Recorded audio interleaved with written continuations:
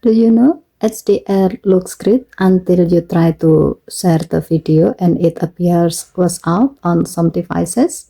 Luckily, your Galaxy S25 Ultra has a built-in tool that lets you convert HDR videos to SDR, so the colors look consistent everywhere.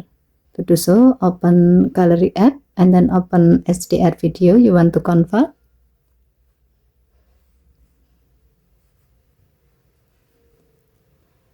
Tap the three dots in the top right corner, then select Convert from HDR to SDR. The phone will start processing the video. Once completed, the SDR version is saved as a new video in your gallery. And that's it. Now you have a more compatible SDR version that looks great on any device or app. Okay, thank you for watching. Please help to like and subscribe. Have a nice day.